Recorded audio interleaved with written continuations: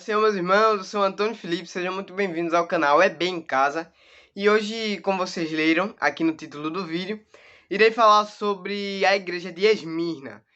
Bom, mas vocês podem perguntar por que estamos estudando esse tópico? Por que estamos estudando sobre esta igreja da Ásia? Bom, o Senhor colocou no coração da nossa irmã Deusiane para, depois que terminando de falar sobre o estudo dos evangelhos, eu aconselho vocês a assistirem porque está muito bom, está uma bênção. Deus colocou no coração da nossa irmã Deusiane para falarmos sobre as 7 igrejas da Ásia. O nosso colega André já falou sobre a primeira igreja, que é a igreja de Éfeso. A nossa irmã Débora falou sobre a igreja de Esmirna e eu hoje irei falar sobre a igreja de Pérgamo. Então, peguem sua Bíblia e vamos para o estudo, amém? Bom, eu fiz um esboço aqui sobre a igreja de Pérgamo.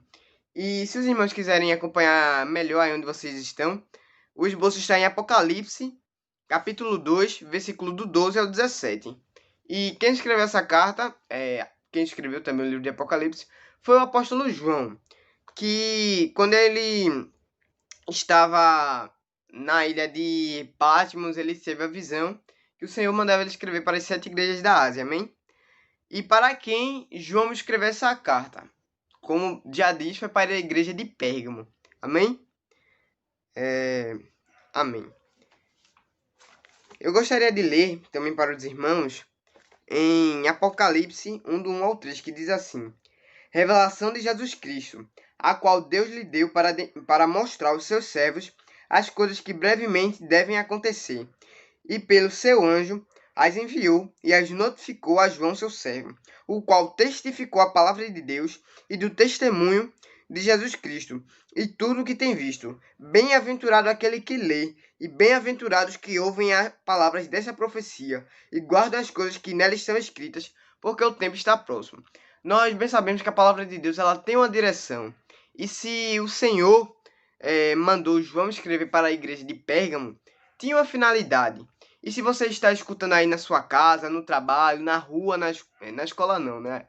Mas você está no trabalho, em casa, na rua, na igreja, tem uma finalidade você está escutando isso, amém? Bom, como eu falei no começo, João teve uma visão quando estava na ilha Patmos, de Patmos, né? E o Senhor mandou João escrever o que viu e enviar as 7 igrejas que estão na Ásia. Aí vocês perguntam, Antônio, quais são as 7 igrejas que estão na Ásia? Temos a igreja de Éfeso, a igreja de Esmirna, a igreja de Pérgamo, Tiatira, Sardes, Filadélfia e Laodiceia. E eu, como eu já falei no começo, estou falando novamente, fiquei responsável por falar hoje sobre a igreja de Pérgamo, amém? Mas vocês perguntam, a Ásia é um continente, né? Um continente que tem várias cidades, mas onde fica localizada exatamente Pérgamo? Bom, Pérgamo fica a cerca de 70 quilômetros ao norte de Esmirna, e foi o lugar onde o pergaminho foi utilizado pela primeira vez. Eu achei importante dizer isso, né? Porque sempre para a gente lembrar, onde foi feito pergaminho, pergaminho, Pérgamo, Pérgamo, pergaminho. E é uma coisa que eu usei para comparar.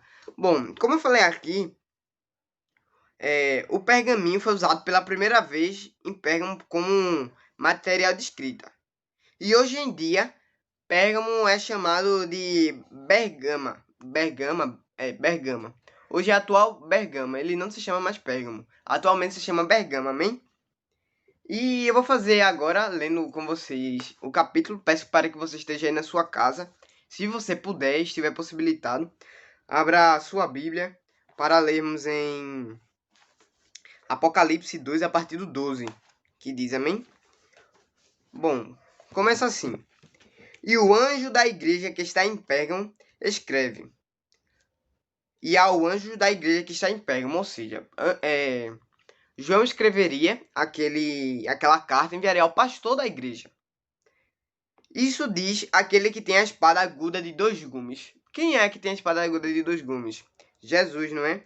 Quando ele fala no capítulo 1, o versículo 16 que diz: Ele tinha na sua destra 7 estrelas, e da sua boca saía uma aguda espada de 2 fios, e o seu rosto era como o sol quando a sua força resplandece. Ou seja, ele está falando de Jesus. Jesus, quando ele fala, tem um endereço certo. As palavras que Jesus fala não são vazias.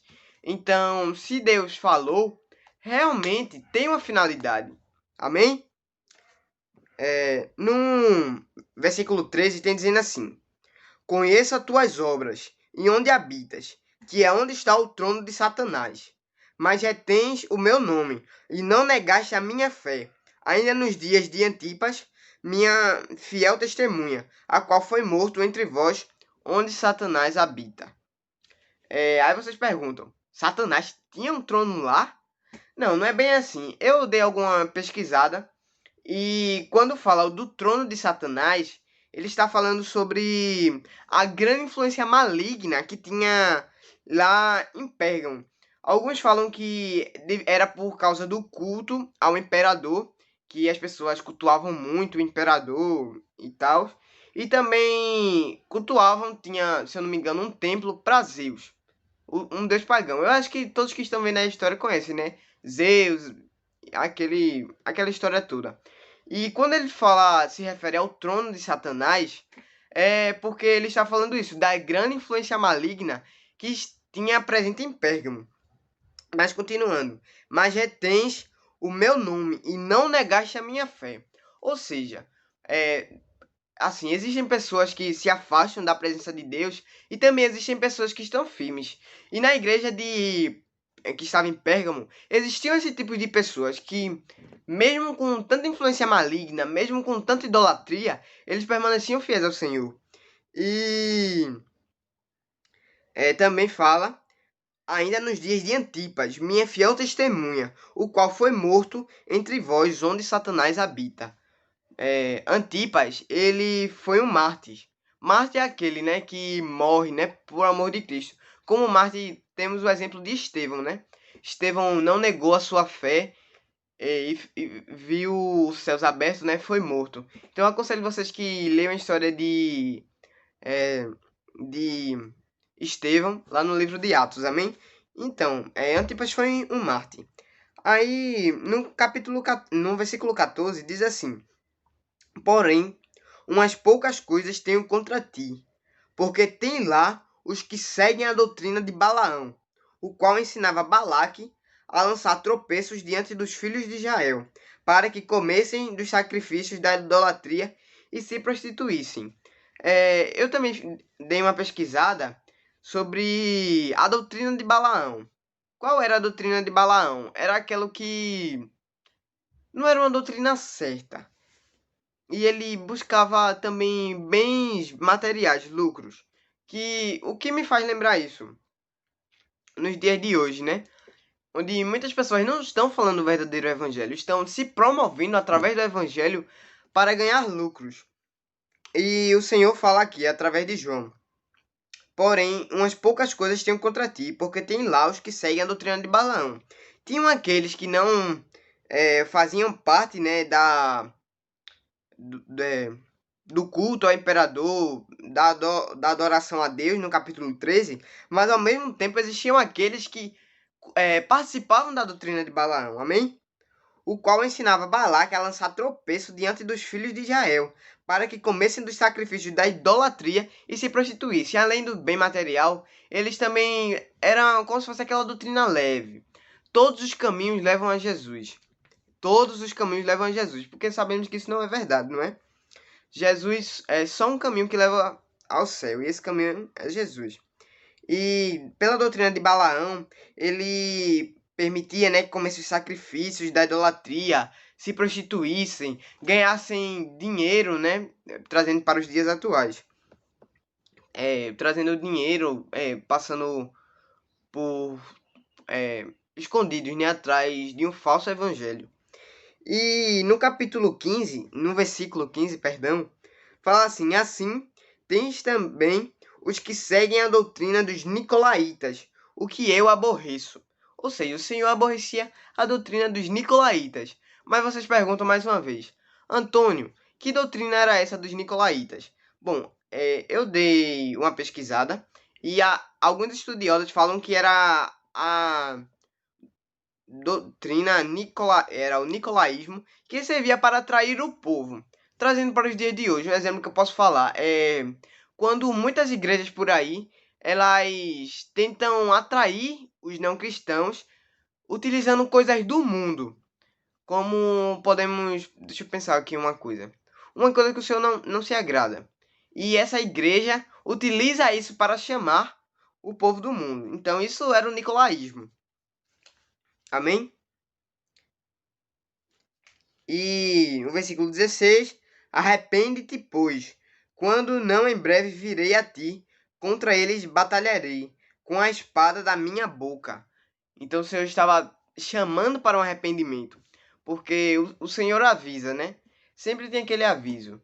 Quem ama, corrige. Diz lá em Provérbio, né? Aquele que ama, corrige. Então, o Senhor, ele falou, arrepende-te, para que vocês não sofram as consequências. Arrepende-te. Eu não estou me agradando com isso.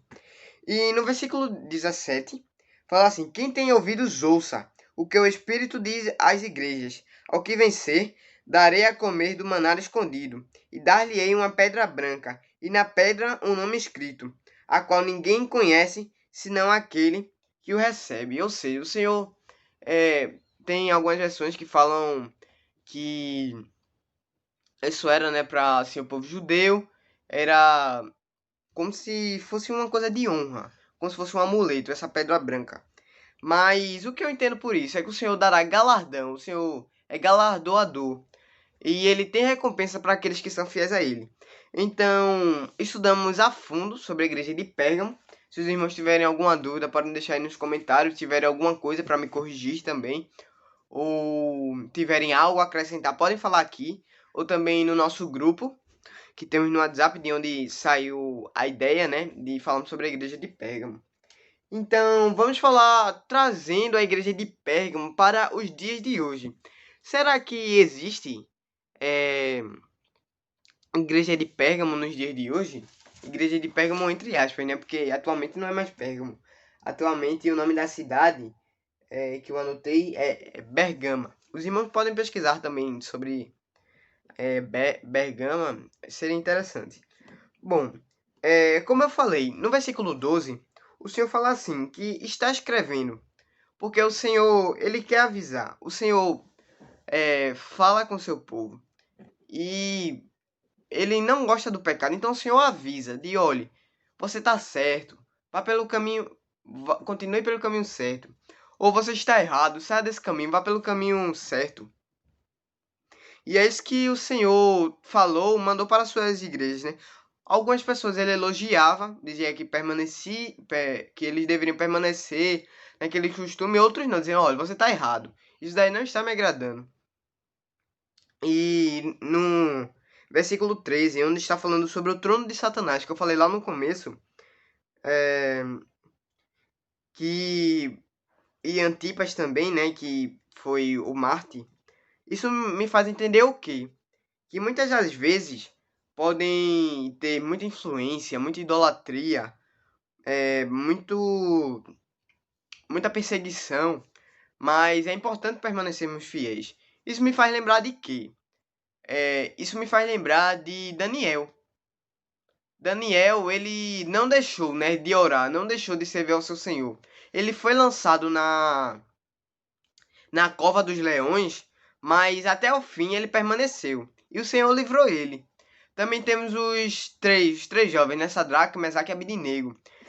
Permaneceram fiéis, mesmo com aquele trono de Satanás, da influência maligna da Babilônia, mas eles permaneceram e não se prostraram à estátua que o rei levantou e foram jogados naquela fornalha com a intenção, se Deus quiser me livrar, ele me livra. O Senhor livrou eles e concedeu vitória a eles, amém? E também fala sobre a doutrina de Balaão, quando isso está muito presente nos nossos dias, quando muitos cristãos, entre aspas, estão vivendo um evangelho mais liberal, dizendo, olha, eu sou cristão, Mas eu posso ir lá e posso beber, posso me prostituir, posso fazer isso tudinho, porque isso é liberal, são tempos modernos, mas não é assim. A Bíblia diz que passam os céus e a terra, mas a palavra do Senhor ela existe para sempre. Então eu posso mudar, porque eu sou humano, você pode mudar, a nossa cidade pode mudar, a sua casa pode mudar, mas o Senhor ele não muda. Então se ele fala, está falado. E não existe quem, né, queira mudar o que o Senhor falou, porque se Deus falou, está falado. Amém? Também fala sobre a doutrina dos nicolaítas, que eu falei que são aqueles, o nicolaísmo que tenta buscar trazer as pessoas, né, atrair o povo, como eu anotei aqui. E isso também se faz muito presente num tempo que vivemos, quando também muitas igrejas tentam atrair as pessoas não através do evangelho verdadeiro de Cristo, mas através de um falso evangelho. Por exemplo, nós sabemos que a prostituição é pecado. E se um falso líder está utilizando isso, olha, venha, você vai se sentir bem aqui, você pode se prostituir o quanto quiser e no final não tem problema. Você se prostitui porque a Bíblia diz isso, distorcendo a palavra de Deus. Nós bem sabemos que isso é mentira.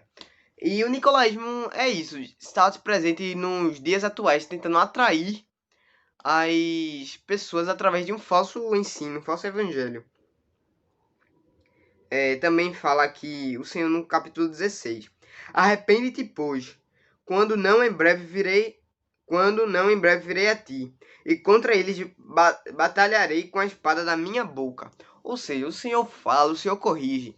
Quando você tem um exemplo, você aí que tem um filho, uma filha, quando você vê ele indo por um caminho mau ou tem um amigo, você vai tentar corrigir, né? Você vai dizer, olha, esse caminho não tá certo. Porque existem amigos e existem pessoas que dizem ser amigos. Então você vai estar lá falando, olha, esse caminho é errado. Não faz isso que vai dar errado. Porque se uma coisa começa errada, como é que vai terminar certo? Não tem sentido, né? Então, é isso, né? Que o Senhor estava falando, olha, arrepende-te. Porque eu não estou agradando do que você está fazendo. De alguns, né? Porque tinham aqueles que não se prostravam à idolatria, não participavam da doutrina de Balaão, não participavam da doutrina dos nicolaítas. E também no versículo 17, quando fala, quem tem ouvidos ouça o que o Espírito diz às igrejas. Ao que vencer, darei a comer do maná escondido, e dar-lhe-ei uma pedra branca, e na pedra um novo nome escrito, o qual ninguém conhece, senão aquele que o recebe. Amém? Voltando no versículo 3 do capítulo 1, que eu li no começo.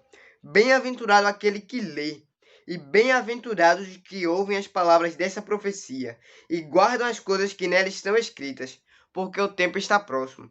Ou seja, o Senhor tem galardão para cada um, aquele que vencer. Bem-aventurado, né? Será.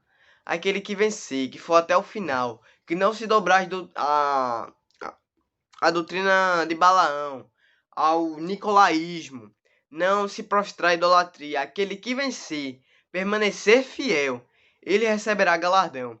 Então, meus irmãos, minhas irmãs, esse foi o nosso estudo de hoje. Espero que os irmãos tenham entendido. Se tiver alguma dúvida, pode falar. Estamos aqui também para aprender um com os outros. Se você tiver algo para acrescentar, algo para me corrigir, sinta-se à vontade. E mais uma vez eu sou Antônio Felipe. Que Deus abençoe cada um. E eu agradeço essa oportunidade que o Senhor nos concedeu. Em nome de Jesus.